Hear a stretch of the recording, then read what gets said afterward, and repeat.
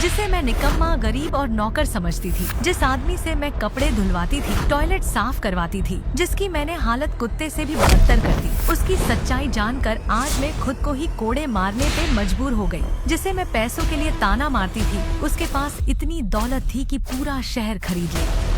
वो जो साइकिल पर सब्जी लेने जाता था, असल में उसी की 50 करोड़ की गाड़ियाँ सड़क पर दौड़ती थी। पर उसने ये सब क्यों किया? आखिर गौतम का असली चेहरा क्या है? और तो और जिस इंसान के पास एक समोसा खरीदने तक के पैसे नहीं थे, उसके पास कहाँ से आया इतना बेशकीमती हीरा? क्या उसने मुझसे प्यार किया था या वो चल रहा है कोई चाल? जानने के लिए सुनिए रॉयल वारिस, मेरी जिंदगी की अनकही कहानी, सिर्फ पॉकेट FM पर।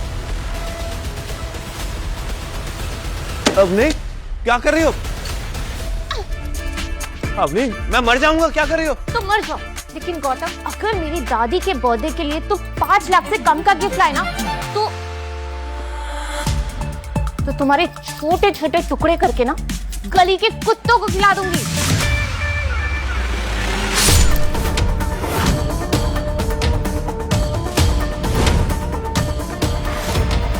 थैंक गॉड, आज तो बच गया। अवनी, तुम फिक्र मत करो, मैं ऐसा तोहफा लेके आऊंगी दादी के हाथ तुम्हारे भी और छुड़ जाएंगे।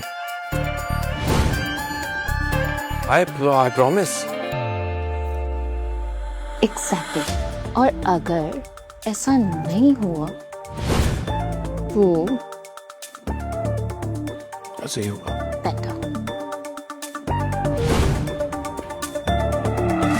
जोधपुर की करोड़पति business family Agarwal and sons की हेड गायत्री देवी का जन्मदिन मनाया जाने वाला था।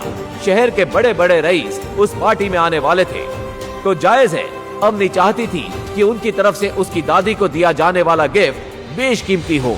लेकिन गायत्री देवी की पोती अवनी बहुत परेशान थी, क्योंकि उसके दादाजी ने उसकी शादी किसी अनजान वजह से इस बेहद गरीब लड़के गौतम से करवा दी थी।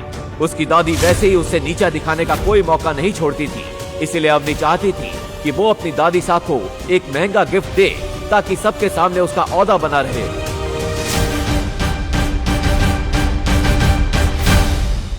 गायत्री देवी के गिफ्ट के बारे में सोचता हुआ आगे बढ़ ही रहा था कि अचानक पुलिस की टीम ने आकर उसे घेर लिया। धर लिया रे इस चोर ने। चोर? मैंने किया? मैंने कुछ नहीं चुराया। अच्छा, ये इंस्पेक्टर साहब जो शोरूम पे चक्कर लगा रहा था, इसीने चोरी की है। दादी साहब का बर्थडे गिफ्ट लेने के लिए गौतम शहर की सबसे महंगी और लग्जरियस ज्वेलरी शॉप के सामने खड़ा था। ग्लास के पीछे चमक रहे करोड़ों के डायमंड नेकलेस को देखकर वो कुछ सोच ही रहा था कि तभी भिखारी की औलाद, क्या देख रहे हैं आप? यहाँ पे एक एक जेवर 5 लाख से शुरू होती है। कहाँ से क्या पे? चल भाग यहाँ से। सिर्फ देख ही तो रहा हूँ, देखने के पैसे लगते हैं क्या? ये औकात है क्या देखने के? चल निकल। मैं तो सिर्फ सामने खड़ा था, मैंने कुछ नहीं चुराया। अच्छा, थाने चल, वहाँ के तेल भिगे डंडे तुझसे खुद उगलवा लेंगे कि तूने चोरी कैसे की और इतनी सी देर में हार किसने दे आया। चल ले चलो इसे। इंस्पेक्टर साहब, आपको गलतफहमी हो रही है, मैंने कुछ नहीं चुराया। सर, एक गलतफहमी हो रही है आपको इंस्पेक्टर साहब, मैंने कुछ नहीं किया, मैंने कुछ नहीं चुराया। इंस्पेक्टर साहब, आप गलत समझ रहे हैं मुझे। पुलिस वाले गौतम को उठाकर थाने ले गए। अरे छोड़ो मुझे, छोड़ो, क्यों पकड़ा है मुझे तुम लोग? छोड़ो। आप गलती कर रहे हैं सर। जाके अंदर चुपचाप बैठ जा, वरना मार मार के अधमरा कर दूंगा। और सुन, उस कोने में मत बैठना, अभी तेरे जैसे एक चोर को इतना पीटा है कि साले का मुंह निकल गया है। इंस्पेक्टर साहब, आपको गलतफहमी हुई है, मैं कोई चोर नहीं हूँ, मैं अवनी अग्रवाल का पति हूँ। अच्छा, तो तू है अग्रवाल फैमिली का वो निठल्ला घर जमाई, अमीर बीवी को लुभाने के लिए चोरी कर रहा था। अंदर सर, प्लीज मेरी बात सुनिए, मैंने कुछ नहीं किया है। देखिए, आपको गलतफहमी हो रही है, मैंने कुछ नहीं किया है सर। हेलो अवनी मैम, अरे आप अपने रखेल जैसे पति को पैसे क्यों नहीं देते? यहाँ हमारा काम बढ़ जाता है। क्या हुआ इंस्पेक्टर? अरे आपका मन बहलाने के लिए आपका राजकुमार सुनार की दुकान से चोरी करता हुआ पकड़ा गया। What? ये चोरी भी करने लगा। इंस्पेक्टर, आपको उसे मारना है, पीटना है, आपको जो करना है आप करिए, मैं उसे छुड़ाने नहीं वाली हूँ। पता नहीं दादाजी ने किस चोर को मेरे गले बांध दिया। गौतम को भी अब समझ नहीं आ रहा था कि वो इस लॉकअप से कैसे निकलेगा। उधर इंस्पेक्टर भी उसकी एक भी बात सुनने को तैयार नहीं था और उसी से ज्वेलरी शॉप में चोरी हुई डायमंड नेकलेस निकलवाने के जिद पे अड़ा था।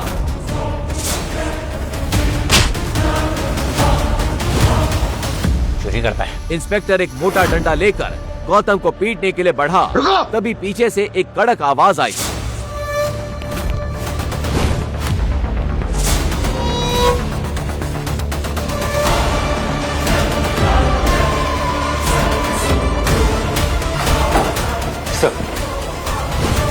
तुम्हारी हिम्मत कैसे हुई? लगता है अपनी नौकरी और इस वर्दी से नफरत होने लगी है।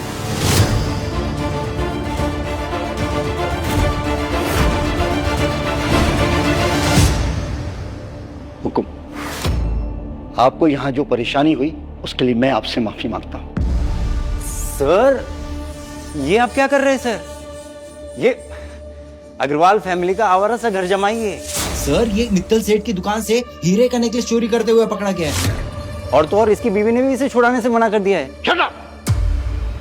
चोर बेटा, अब तुम्हारा सस्पेंशन नहीं, सीधा टर्मिनेशन होगा।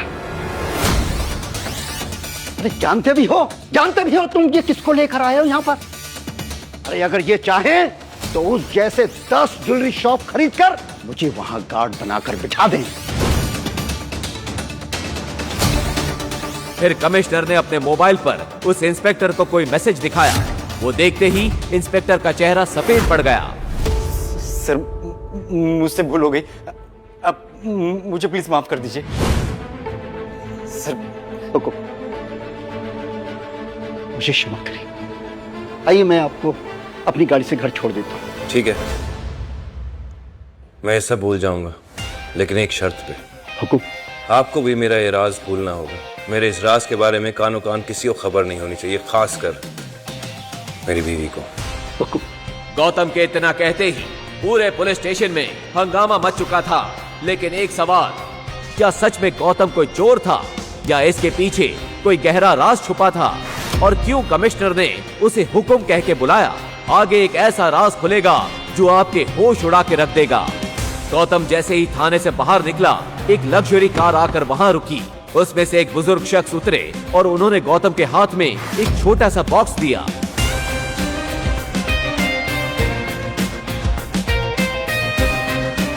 गौतम जल्दी जल्दी अवनी की दादी साहब गायत्री देवी के बर्थडे वेन्यू पर पहुंचा। अवनी ने उसे देखा तो चौंक पड़ी।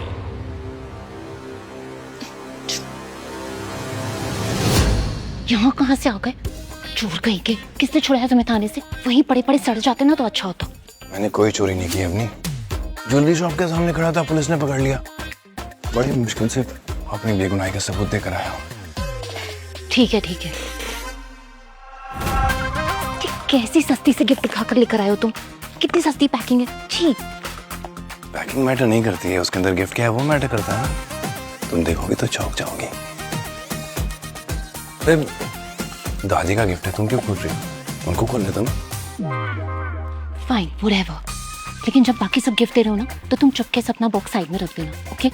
पता नहीं दादाजी ने किस जन्म का बदला लिया मुझसे। वो जैसे करोड़पति लड़की की शादी तुम जैसे गरीब के साथ करवा दी। ना पैसे है ना इज्जत।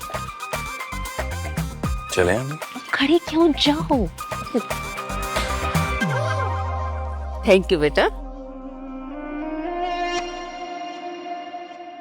और तभी उस पार्टी में चार चांद लगाने आई अवनी की cousin Shanaya. Expensive black dress पहने, हाथ में गोल्डन गिफ्ट लिए। जैसे ही उसने एंट्री ली, पूरी पार्टी की नजर उसी पर टिक गई। सबके बीच से गुजरती हुई वो सीधा दादी साहब की तरफ बढ़ गई। ये आपके लिए। अरे शनाया, तुमको क्या जरूरत थी गिफ्ट लाने की? दादी, क्या बात कर रहे हो? आपका बर्थडे और मैं खाली हाथ आ जाऊं? बिल्कुल भी नहीं। देखो इम्प्रेस हो जाओगे। ऐसी बात है, फिर तो देखना पड़ेगा।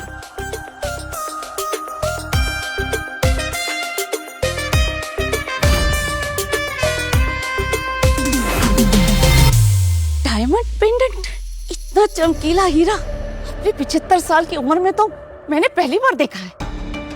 शनाया बेटी, तुम तो इस घर की बेटियों से बिल्कुल अलग, समझदार और स्मार्ट।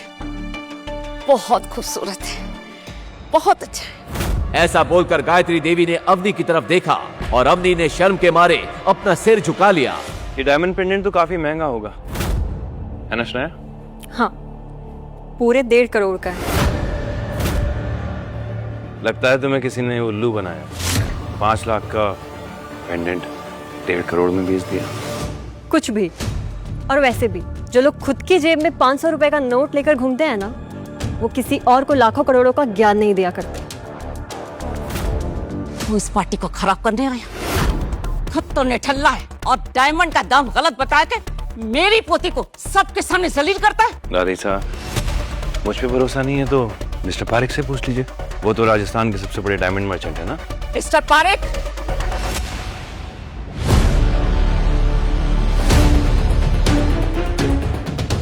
देखिए और दाम बताइए।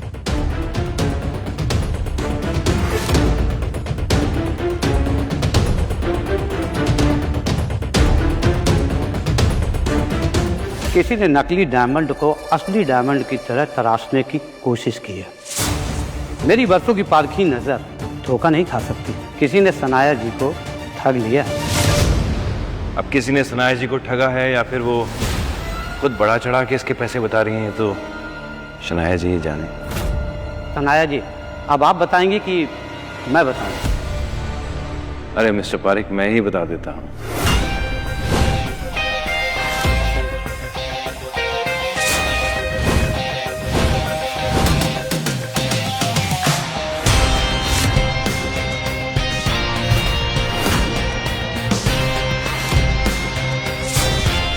सॉरी, तुम्हारा पेंडेंट डायमंड का नहीं, कांच का है।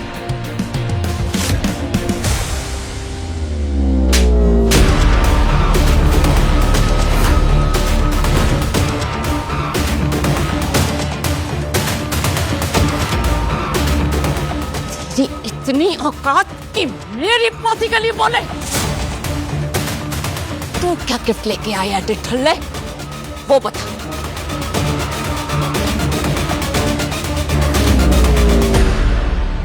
ये भी 2 कौड़ी का होगा। मिस्टर पारेख, मौका लगे तो इस तोहफे को भी परख लीजिएगा। आज से, बल्कि अभी से, मैं इस अग्रवाल खानदान से सारे नाते तोड़ता हूं।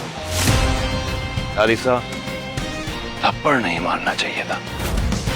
जिस कुत्ते को आपने 2 साल तक पाला, वो आज ये घर छोड़ के जा रहा है। लेकिन एक दिन आएगा कि आप खुद अपने घुटनों के बल बैठ के माफी मांगेंगे, तब बात करेंगे। अपने कहे इन शब्दों के गुरूर में गौतम पार्टी से चला गया। उसके इस तेवर से पार्टी में आए मेहमानों का मनोरंजन तो हुआ ही था, लगे हाथ अवनी की बेइज्जती भी हो गई थी। गौतम! लेकिन गायत्री देवी को पहली बार गौतम की बातों में एक रॉयल अंदाज दिखा था।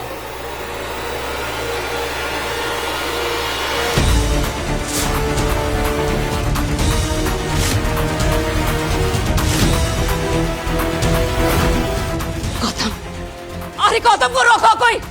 गौतम को रोको कोई! अवनी के लिए दिल में प्यार था, इसलिए गौतम ने उसे माफ कर दिया।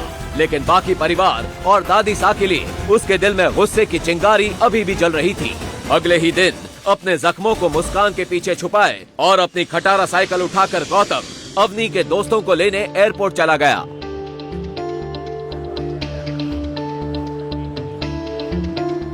ले लैंड करे 20 मिनट हो चुके थे। अवनी के 2 दोस्त एयरपोर्ट पर गौतम का वेट कर रहे थे। यार दिया, क्या हुआ तेरे उस फ्रेंड के पति का? देखना अभी तक आया नहीं। आई नो, आता ही होगा। यू नो, मेरी फ्रेंड है ना अवनी, वो बहुत अमीर है। 12 to 15 तो उसके पास कार्स है। चूज ही नहीं कर पा रही होगी कि आज कौन सी लेके जाए। तभी वहाँ खुद अवनी कैब से आ पहुंची। Hi, how are you? Good, and I'm so sorry I'm late. Gautam, एक minute, I'll just call him. Hello Gautam, कहाँ हो तुम? तुम्हें यहाँ मुझसे पहले होना था ना? बस अपनी में आ ही गया। और क्या हुआ, तुम ऐसे हाफ क्यों रहे हो? हाँ, पहुँच रहा हूँ। जल्दी आओ। He's just coming. अभी आ रहा है।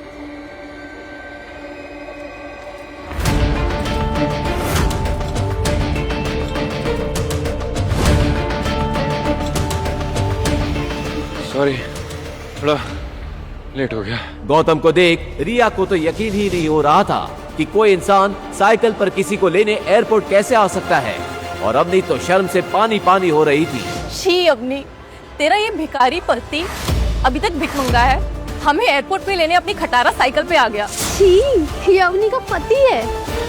मुझे तो लगा कोई भिखारी है।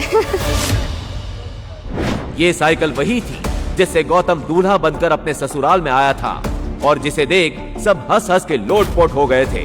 अवनी की कजन शनाया ने तो उसका बड़ा मजाक बनाया था। वाह, क्या बात है दीदी, तुम्हारा दूल्हा तो कमाल का है। दूसरों के दूल्हे कार से, हेलीकॉप्टर से एंट्री लेते हैं, तुम्हारा वाला तो मस्त साइकिल से आया है।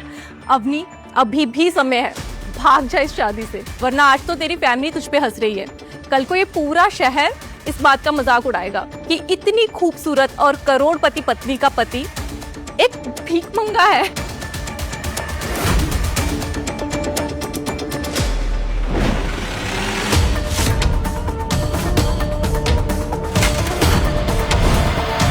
तुमने क्या कसम खा रखी है गौतम कि सबके सामने मेरी नाक कटाओगे? मेरी करोड़पति फ्रेंड्स को एयरपोर्ट पे लेने के लिए साइकिल से आए हो, तुम्हें शर्म नहीं आती? मैंने कहा था ना, घर से गाड़ी लेकर आना तुम। अवनी, जब मैं घर गया ना तो एक गाड़ी खड़ी थी, और जब मैं चाबी लेने गया तो बड़े वाले नौकर ने बोला कि ये गाड़ी नहीं ले जा सकते, तो मैं क्या करता? God, I can't with you, Gautam. You know, तुमको घंटा हो जैसे कोई भी बजा के चला जाता है। घंटा? घर के जमाई होने के बाद भी घर के नौकर तुम्हें डांट लगा के चले जाते हैं। You know why? क्योंकि तुम एक फटेहाल भिखारी हो। अरे गाड़ी नहीं थी तो कैब से आ जाते ना। पैसे नहीं थे मेरे पास, सिर्फ 75 रुपए थे। फिर मैंने सोचा मैं यहाँ आके तुमसे पैसे ले लूंगा। You know what? थोड़े पैसे मुझसे ले लो और जाके जहर लेकर आ जाओ। तुम जैसे भिखमंगे पति होने से बेटर है कि मैं मर जाऊं। You know what? अभी हम शहर के सबसे बड़े होटल उमेद भवन जा रहे हैं। तुम वो सामान गाड़ी में रखोगे और फिर अपनी साइकिल से पीछे पीछे आओगे और वहां रूम में सामान रखवाओगे। यही तुम्हारी सजा है। अवनी की सहेलियों की हंसी और तानों के बीच गौतम ने बिना कुछ कहे सारा सामान गाड़ी की डिक्की में रखा और चुपचाप सिर झुकाए अवनी के सामने जाकर रुक गया। और तुम अपनी खटारा साइकिल लेकर हमारे पीछे पीछे आओ।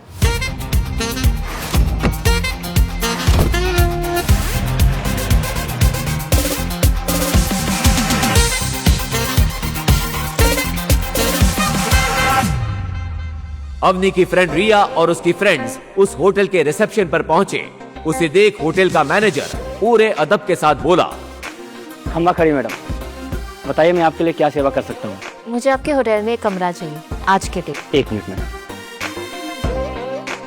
आई एम सॉरी मैडम, दरअसल खुद सीएम साहब अपनी पार्टी के लोगों के साथ यहाँ पर रुके हुए हैं, तो हमारे पास कोई भी रूम खाली नहीं है। क्या?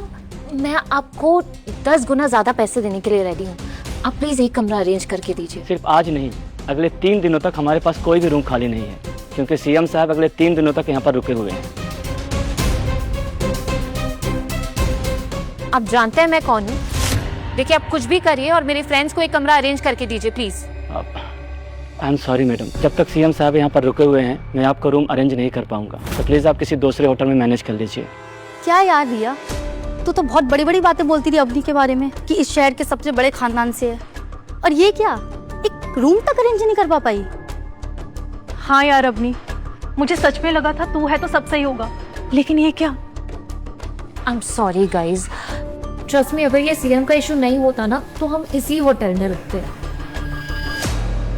यू नो, पास में एक डेन है। वेल, इस होटल जैसा तो नहीं है पर वो भी काफी अच्छा है। Let's go there please. Let's go.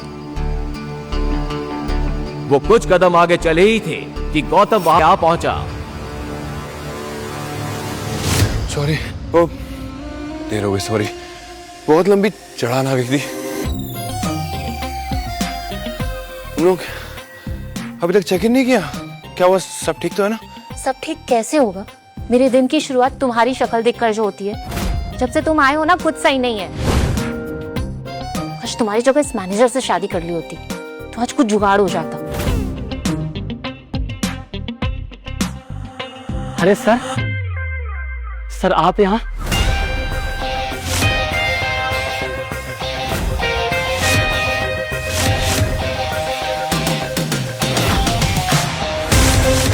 Sir आप यहाँ हमारे गरीब खाने में? सर हम धन्य हो गए सर। सर हमारा सौभाग्य सर कि आप सर यहाँ पर आए। सर अब आप आ ही गए हैं तो मैं आपको अपने होटल का सबसे लग्जरियस रूम बुक कर देता हूँ।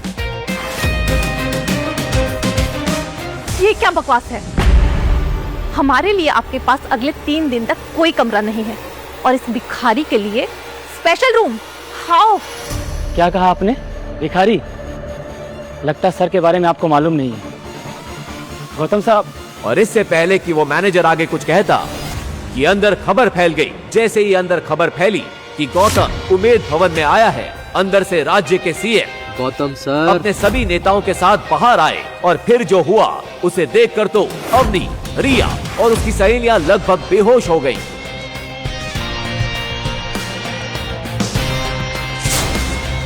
गौतम सर कैसे हैं सर आप? सर तो आखिरकार आपसे मुलाकात हो गई। सब सच कह रहे थे। आज मेरा और मेरी पार्टी का लकी डे है सर। इलेक्शन आ रहे हैं सर, आपकी कृपा दृष्टि हम पे बनाए रखिएगा सर। पूरे राज्य में सब एक ही बात कहते हैं सर, जिसके सर पर गौतम जी का हाथ है उसी की सरकार, उसी का विकास है। बस गौतम सर आपसे सहयोग की आवश्यकता है।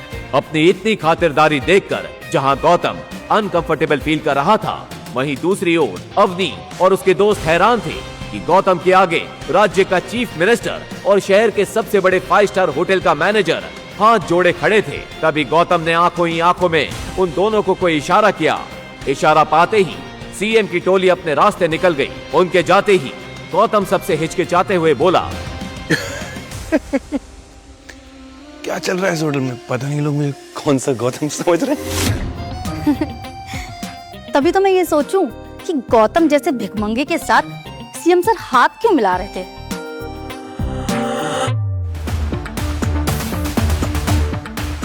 गौतम ने अवनी का हाथ थामा और उसे अपनी गिफ्ट की तरफ ले गया। जैसे ही अवनी की नजर अपने गिफ्ट पर पड़ी, उसके होश उड़ गए। रात के अंधेरे में चमक रही एक नई लग्जरियस कार को देखकर उसे एक पल के लिए भी अपनी आंखों पर भरोसा ही नहीं हुआ। ये तो इम्पोर्टेड है और मैंने सुना है ये कार इंडिया में चंद अमीरों के पास ही है और इसकी कीमत 50 करोड़ है। मैंने कल ही न्यूज में सुना। गौतम, तुमने किसी के साथ फ्रॉड किया है क्या? या तो हमारी कंपनी में पैसों का घोटाला किया है? सच सच बताओ गौतम। क्या गौतम ने सच में चोरी की या सच कुछ और ही है? किसका कॉल आया था गौतम को? ये गौतम का वो सच था जो चाहकर भी अवनी को फिलहाल नहीं बता सकता था। अब वो एक्चुअली ये गाड़ी मैं अपने दोस्त से उधार मांग के लाया हूँ। तुम्हारा बर्थडे है ना आज, तुम्हारे लिए इतना तो कर ही सकता हूँ। तुम कहो तो हम दोनों ड्राइव पे चलें। ड्राइव? My foot! अब तुम इतना गिर गए गौतम। पहले तुम भले 50 रुपए की गिफ्ट लाते थे, लेकिन अपने पैसों की लाते थे। और इतनी महंगी कार तुम्हें कौन उधार देगा? प्लीज जैसे ये कार लाओ ना, वही वापस रखाओ।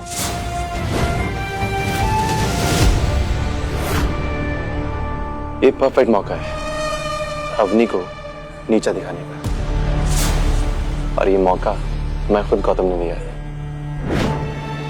असल में अवनी की शादी के कुछ दिन बाद ही उसके दादाजी की मौत हो गई थी और अग्रवाल परिवार की हेड उसकी दादी गायत्री देवी थी। दादी गौतम को अपने अग्रवाल परिवार पर एक धब्बा समझती थी और उससे शादी करने के कारण अवनी से भी बहुत चिढ़ती थी। इसी बात का फायदा नील और शनाया उठाना चाहते थे। कल पूरे परिवार के सामने अवनी की इज्जत नीलाम होगी। बहुत मजा आने वाला है।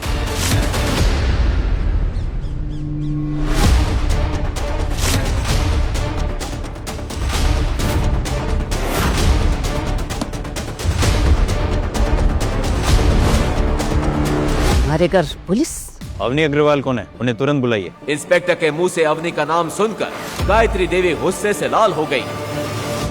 अवनी! दादी की आवाज सुनकर अवनी दौड़ी दौड़ी आई और वहाँ पुलिस को देखकर उसका दिल जोरों से धड़कने लगा। इंस्पेक्टर साहब, आप यहाँ इतनी सुबह? क्या हुआ? आप मुझे क्यों ढूंढ रहे हैं? मैंने सुना इस घर में एक चोरी की इंपोर्टेड कार आई है। ये सुनते ही अवनी समझ गई कि इंस्पेक्टर कल रात गौतम की लाई हुई कार की बात कर रहा है। हाँ, कार तो आई है, पर वो मेरा हस्बैंड गौतम लेकर आया था। हमें खबर मिली कि उस कार की कीमत 50 करोड़ से भी ज्यादा है। तो कितना कमाते हैं आपके पति महीने का?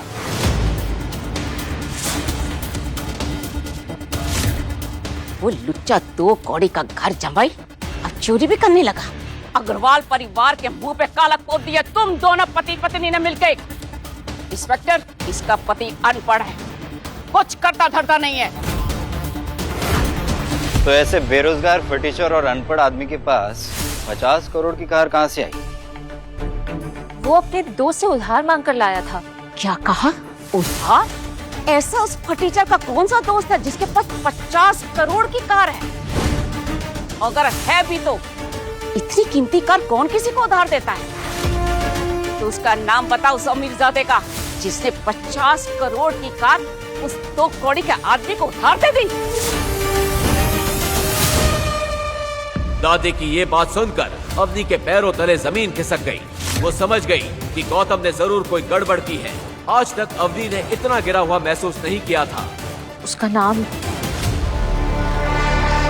उसके दोस्त का नाम मुझे नहीं पता। तो फिर जाइए, अपने पति को बुलाइए।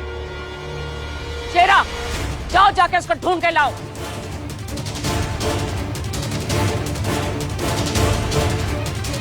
अवनी को ये सब देखकर बुरी तरह घबराहट हो गई। कहीं नहीं मिला दादी साहब। इंस्पेक्टर साहब, मुझे तो लगता है ये दोनों पति पत्नी मिलकर चोरी का काम करते हैं। अग्रवाल परिवार के नाम पर ये लड़की कलंक है। इंस्पेक्टर, लेके जाइए इसे, और जब इसका भीख मंगा पति आएगा तो मैं खुद उसे थाने लेके जाऊंगी। कांस्टेबल, ले चलो इन्हें। नहीं दादी, प्लीज इंस्पेक्टर साहब मेरी बात सुनिए, मुझे कुछ नहीं पता है, मैं चोर नहीं हूँ। आपको जो भी कहना है पुलिस स्टेशन में आके कहिएगा। ले चलो। प्लीज प्लीज दादी। अवनी की ये हालत देखकर नील और शनाया हंस रहे थे। उनके चेहरे की खुशी देखकर अवनी समझ गई कि ये सब उन लोगों का ही किया धरा है, लेकिन उन लोगों से ज्यादा गुस्सा उसे गौतम पर आ रहा था।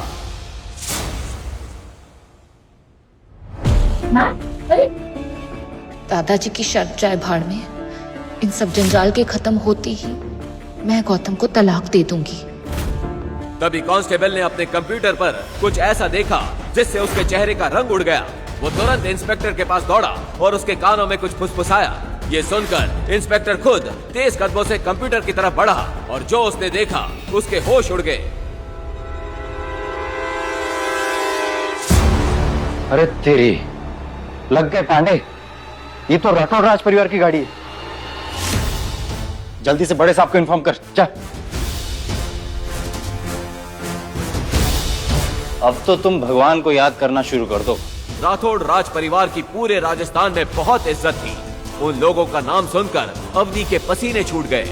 राठौड़ राज परिवार, और अब तक एक भी कंप्लेंट नहीं। लगता है अग्रवाल फैमिली का वक्त आ गया है। वहीं दूसरी ओर गौतम जब घर लौटा तो अवनी को ना देखकर उसे अजीब लगा। ये अवनी कहाँ चली गई? आज मुझे ऑफिस पहुंचाने के लिए भी नहीं बोला, फोन भी नहीं लग रहा है, कहाँ जा सकती है? इसी अफरा तफरी के बीच नील अपने नए अंदाज और शातिर मुस्कान के साथ वहां पहुंचा। उसकी आंखें सीधा गौतम पर टिक गईं, जैसे किसी शिकारी ने अपने निशान को पहचान लिया हो। अरे गौतम, क्या हुआ? अवनी को ढूंढ रहे, लेकिन उसे तो पुलिस पकड़ के ले गई है। पुलिस? किस जुर्म में? तुमसे शादी के जुर्म में। बेचारी अवनी, सच सच बता किस जुर्म में? वो कल रात तुम जो कार लेकर आए थे ना, उसकी चोरी के जुर्म में। कल रात मैंने देखा कि तुम जैसे भिखारी के पास इतनी महंगी गाड़ी कैसे आ सकती है, तो मैंने तुरंत पुलिस को इन्फॉर्म किया और सुबह सुबह पुलिस आकर अवनी को पकड़कर ले गई। हरामजादे, तूने अच्छा नहीं किया। जब तक तुम लोग मेरी भी इज्जत कर रहे थे मैंने कुछ नहीं कहा, लेकिन मेरी बीवी के साथ मैं बर्दाश्त नहीं करूंगा। तो देख अब मैं अग्रवाल फैमिली के साथ क्या करता हूँ। ए चोर,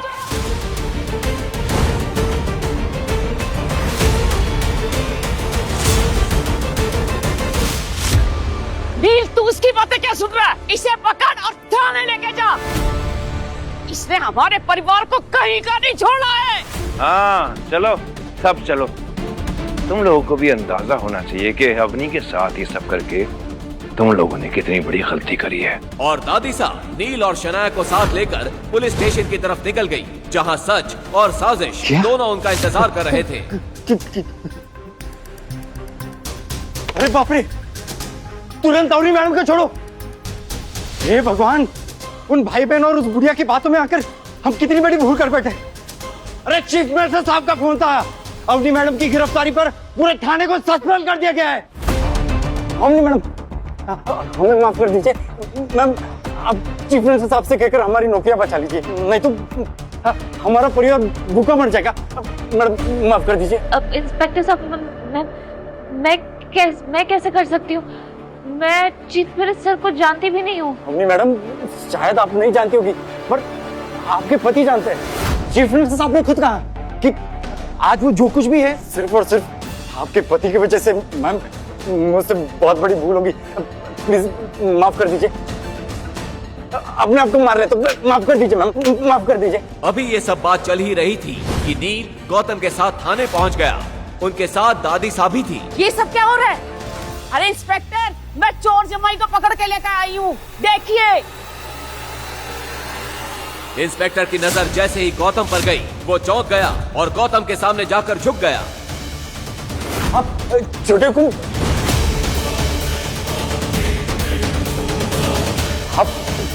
छोटे हुकुम ऐसे?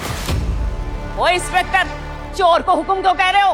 अरे चुप कर बुढ़िया, मैं एक बार चीफ मिनिस्टर साहब के यहाँ पर सिक्योरिटी में लगा था, तो मैं इससे मिल चुका हूँ। जमाई जी, जमाई जी, जमाई जी। और तभी वहां भागती हुई अवनी की दादी गायत्री आ पहुंची। उनके हाथ में अब तक गौतम का दिया हुआ गिफ्ट था।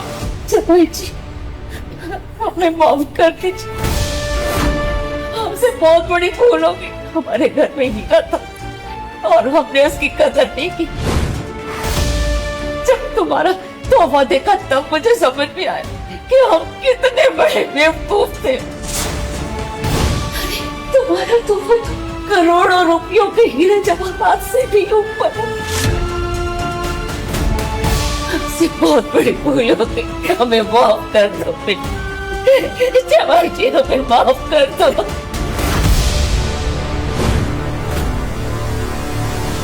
ओ दादी, गौतम ने ऐसा क्या खजाना दे दिया आपको कि आप दौड़ी चली आई यहाँ पर?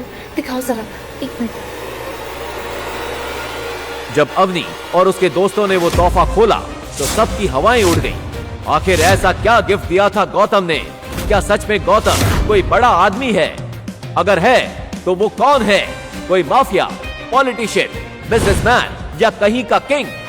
लेकिन अगर वो इतना अमीर और पावरफुल है तो ऐसे गरीबों और लीचड़ों वाली लाइफ क्यों जी रहा था? यहाँ पर बस इतना ही। इन सभी सवालों के जवाब के लिए नीचे दिए लिंक पर क्लिक करें और पॉकेट एफएम पर सुने एक ऐसी कहानी जो पहले ही दिन से बनी हुई है, पूरे इंडिया की पहली पसंद। तो अभी डाउनलोड करें और सुने रॉयल वारिस, सिर्फ पॉकेट एफएम पर।